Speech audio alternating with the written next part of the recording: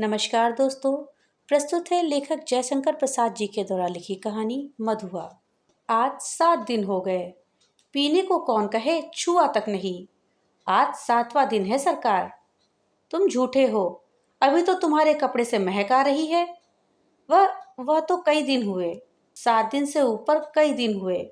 अंधेरे में बोतल उड़ेलने लगा था, कपड़े पर गिर जाने से नशा भी ना आया। और आपको कहने का क्या कहूँ, सच मानिए 7 दिन, ठीक 7 दिन से एक भी बूंद नहीं पी।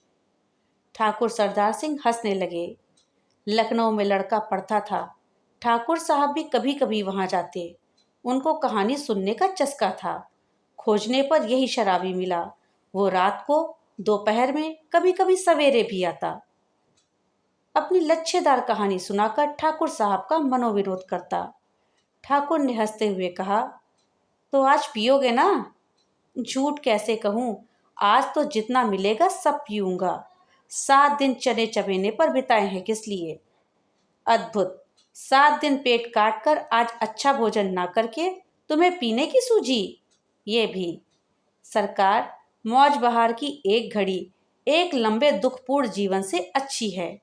उसकी खुमारी में रूखे दिन काट लिए जा सकते हैं। अच्छा, आज दिन भर तुमने क्या क्या किया है? मैंने? अच्छा सुनिए, सवेरे कोहरा पड़ता था, मेरे धुआं से कंबल सा वह भी सूर्य के चारों ओर लिपटा था। हम दोनों मुंह छुपाए पड़े थे। ठाकुर साहब ने हंसकर कहा, अच्छा, तो इस मुंह छिपाने का कोई कारण? 7 दिन से एक बूंद भी गले से ना उतरी थी, भला मैं कैसे मुंह दिखा सकता था? और जब 12 बजे धूप निकली तो फिर लाचारी थी। उठा, हाथ मुंह धोने में जो दुख हुआ, सरकार, वह क्या कहने की बात है। पास में पैसे बचे थे, चना चबाने से दांत भाग रहे थे। कटकटी लग रही थी। पराठे वाले के यहाँ पहुंचा, धीरे धीरे खाता रहा और अपने को सेकता भी रहा। फिर गोमती किनारे चला गया। घूमते घूमते अंधेरा हो गया, बूंदें पड़ने लगी। तब कहीं भाग के आपके पास आ गया। अच्छा, जो उस दिन तुमने गडरिये वाले की कहानी सुनाई थी, जिसमें आसफुद्दौला ने उस लड़की का आंचल भुने हुए भुट्टे के दाने के बदले मोतियों से भर दिया था, वो क्या सच है? सच? अरे वो गरीब लड़की भूख से उसे चबाकर थू थू करने लगी, रोने लगी। ऐसी निर्दयी दिल लगी बड़े लोग कर सकते हैं। सुना है श्री रामचंद्र ने भी हनुमान जी से ऐसा ही। ठाकुर साहब ठठाकर हंसने लगे, पेट पकड़कर हंसते हंसते लौट गए। सांस बटोरते हुए संभल कर बोले, और बड़प्पन कहते किसे हैं? कंगाल तो कंगाल, गधी लड़की। भला उसने कभी मोती देखे थे? चबाने लगी होगी। मैं सच कहता हूँ, आज तक तुमने जितनी कहानियां सुनाई, सब में बड़ी टीस थी। शहजादों के दुखड़े रंग महल की, अभिमानी बेगमों के निष्फल प्रेम, करुण कथा और पीड़ा से भरी हुई कहानियां ही तुम्हें आती हैं। पर ऐसी हंसाने वाली कहानी और सुनाओ तो मैं अपने सामने एक बढ़िया शराब पिला सकता हूँ। सरकार, बूढ़ों से सुने हुए नवाबी के सोने से दिन, अमीरों की रंगरेलियां, दुखियों की दर्द भरी आहें, रंग महलों में घुल घुल कर मरने वाली बेगमें अपने आप सिर में चक्कर काटती रहती हैं। मैं उनकी पीड़ा से रोने लगता हूँ। अमीर कंगाल हो जाते हैं, बड़े बड़ों के घमंड चूर होकर धूल में मिल जाते हैं। तब भी दुनिया बड़ी पागल है। मैं उसके पागलपन को भुलाने के लिए शराब पीने लगता हूँ सरकार, नहीं तो यह बुरी बला कौन गले लगाता है। ठाकुर साहब ऊँघने लगे थे। अंगीठी में कोयला दहक रहा था, शराबी सर्दी से ठिठुरा जा रहा था। वो हाथ सेकने लगा। सहसा नींद से चौंककर ठाकुर साहब ने कहा, अच्छा जाओ, मुझे नींद लग रही है। वो देखो 1 रुपया पड़ा है, उठा लो, लल्लू को भेजते जाओ। शराबी रुपया उठाकर धीरे से खिसका। लल्लू था ठाकुर साहब का जमादार। उसे खोजते हुए जब वह फाटक पर की बगल वाली कोठरी के पास पहुंचा तो सुकुमार कंठ से सिसकने का शब्द सुनाई पड़ा। वो वहां खड़ा होकर सुनने लगा। तो सुअर रोता क्यों है? कुंवर साहब ने 2 ही लातें लगाई हैं, कुछ गोली तो नहीं मार दी? कर्कश स्वर से लल्लू बोल रहा था, किंतु उत्तर में सिसकियों के साथ एक आध हिचकी ही सुनाई पड़ती थी। और अब भी कठोरता से लल्लू ने कहा, मधुआ, जा सो रह, नखरा ना कर। नहीं तो उठूंगा तो खाल उधेड़ दूंगा, समझा ना। शराबी चुपचाप सुन रहा था। बालक की सिसकी और बढ़ने लगी। फिर उसे सुनाई पड़ा, ले अब भागता है कि नहीं, क्यों मार खाने पर तुला है। भयभीत बालक बाहर चला आ रहा था। शराबी ने उसके छोटे से सुंदर गोरे मुंह को देखा। आंसू की बूंदें लुढ़क रही थीं। बड़े दुलार से उसका मुंह पोंछते हुए उसे लेकर वह फाटक के बाहर चला आया। 10 बज रहे थे, कड़ाके की सर्दी थी। दोनों चुपचाप चलने लगे। शराबी की मौन सहानुभूति को उस छोटे से सरल हृदय ने स्वीकार कर लिया। वह चुप हो गया। अभी वह एक तंग गली पर रुका ही था कि बालक के फिर से सिसकने की उसे आहट लगी। वह झिड़क कर बोल उठा, अब क्या रोता है छोकरे? मैंने दिन भर से कुछ नहीं खाया। कुछ खाया नहीं? इतने बड़े अमीर आदमी के यहाँ रहता है और दिन भर से तूने कुछ खाया नहीं? यही कहने तो मैं गया था जमादार के पास। मार तो रोज ही खाता हूँ, आज तो खाना ही नहीं मिला। कुंवर साहब का ओवरकोट लिए खेल में दिन भर साथ रहा। 7 बजे लौटा तो और भी 9 बजे तक कुछ काम करना पड़ा। आटा रख नहीं सका था, रोटी बनती तो कैसे। जमादार से कहने गया था। भूख की बात कहते कहते बालक के ऊपर उसकी दीनता और भूख ने एक साथ जैसे आक्रमण कर दिया। वह फिर हिचकियां लेने लगा। शराबी उसका हाथ पकड़कर घसीटता हुआ गली में ले चला।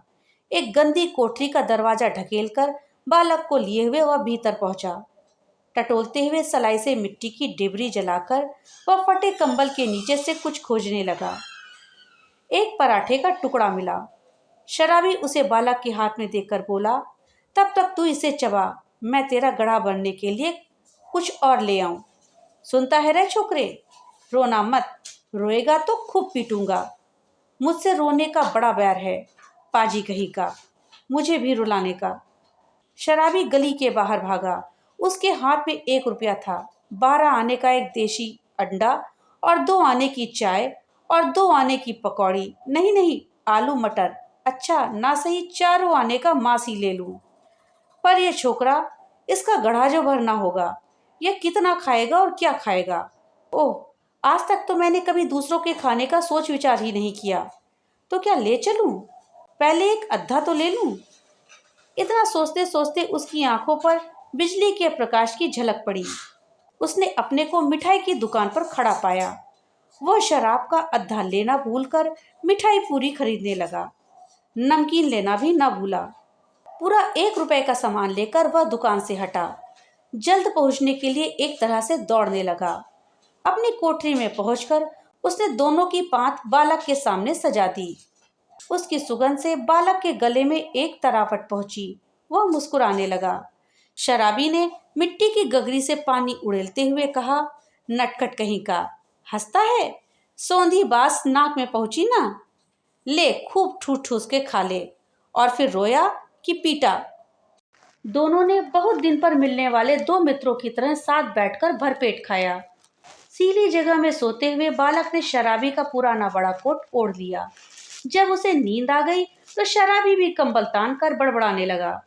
सोचा था आज 7 दिन पर भरपेट पीकर सोऊंगा, लेकिन ये छोटा सा रोना पाजी ना जाने कहां से आ धमका। एक चिंतापूर्ण आलोक में आज पहले पहल शराबी ने आंख खोलकर कोठरी में बिखरी हुई दारिद्र्य की विभूति को देखा और देखा उस घुटनों से ठुड्डी लगाए एक निरीह बालक को। उसने तिलमिलाकर मन ही मन प्रश्न किया, किसने ऐसे सुकुमार फूल को कष्ट देने के लिए निर्दयता की सृष्टि की? आह नियति, तब इसको लेकर मुझे घर बारी बनना पड़ेगा क्या? दुर्भाग्य, जिसे मैंने कभी सोचा भी ना था। मेरी इतनी माया ममता जिस पर आज तक केवल बोतल का ही पूरा अधिकार था, इसका पक्ष क्यों लेने लगी? इस छोटे से पाजी ने मेरे जीवन के लिए कौन सा इंद्रजाल रचने का बीड़ा उठाया है? तब क्या करूं? कोई काम करूं? कैसे दोनों का पेट चलेगा? नहीं, भगा दूंगा इसे, आंखें तो खोले। बालक अंगड़ाई ले रहा था। वह उठ बैठा। शराबी ने कहा, ले उठ, कुछ खा ले, अभी रात का बचा हुआ है, और अपनी राह देख। तेरा नाम क्या है रे? बालक ने सहज हंसी हंसकर कहा, मधुआ। भला हाथ मुंह भी ना धोऊं, खाने लगूं? और जाऊंगा कहाँ? आह, कहाँ बताऊं इसे चला जाए। कह दूं कि भाड़ में जाए, किंतु वह आज तक दुख की भट्टी में जलता ही तो रहा है। तो वह चुपचाप घर से झल्लाकर सोचता हुआ निकला, ले पाजी, अब यहाँ लौटूंगा ही नहीं, तू ही इस कोठरी में रह। शराबी घर से निकला। गोमती के किनारे पहुंचकर उसे स्मरण हुआ कि वह कितनी ही बातें सोचता आ रहा था, पर कुछ भी ना सोच सका। हाथ मुंह धोने लगा। उजली धूप निकल आई। वह चुपचाप गोमती की धारा को देखता रहा था। धूप की गर्मी से सुखी होकर वह चिंता भूलने का प्रयत्न कर रहा था। किसी ने पुकारा, भले आदमी रहे कहाँ, सालों पर दिखाई पड़े, तुमको खोजते खोजते मैं थक गया। शराबी ने चौंक कर देखा। वो कोई जान पहचान का तो मालूम होता था, पर कौन है ये ठीक ठाक जान नहीं सका।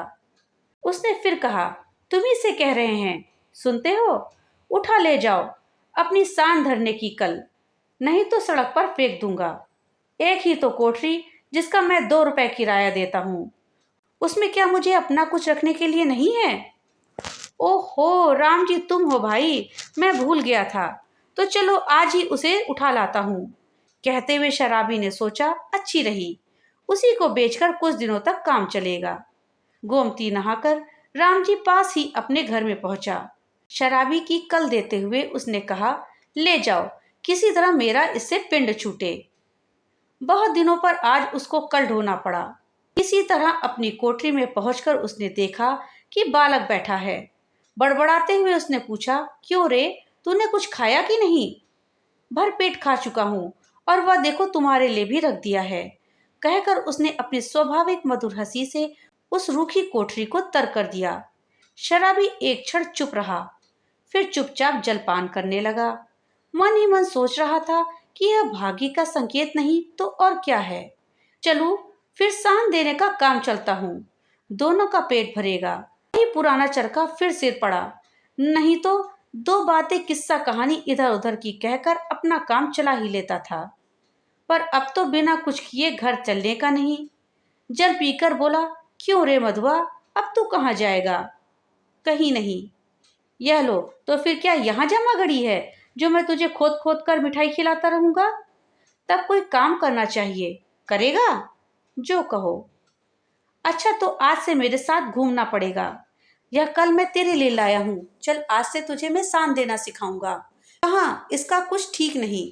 पेड़ के नीचे रात बिता सकेगा ना? कहीं भी रह सकूंगा, पर उस ठाकुर की नौकरी ना कर सकूंगा। शराबी ने एक बार स्थिर दृष्टि से उसे देखा। बालक की आंखें दृढ़ निश्चय की सौगंध खा रही थी। शराबी ने मन ही मन कहा, बैठे बैठाए यह हत्या कहाँ से लगी? अब तो शराब ना पीने की सौगंध मुझे लेनी ही पड़ेगी। वह साथ ले जाने वाली वस्त्रों को बटोरने लगा, एक गट्ठर का और दूसरे कल का। 2 बोझ हुए। शराबी ने पूछा, तू किसे उठाएगा? जिसे कहो। अच्छा, तेरा बाप जो मुझको पकड़े तो? कोई नहीं पकड़ेगा, चलो भी, मेरे बाप कभी मर गए। शराबी आश्चर्य से उसका मुंह देखता हुआ कल उठाकर खड़ा हो गया। बालक ने गठरी ला दी। दोनों कोठरी छोड़कर चल पड़े।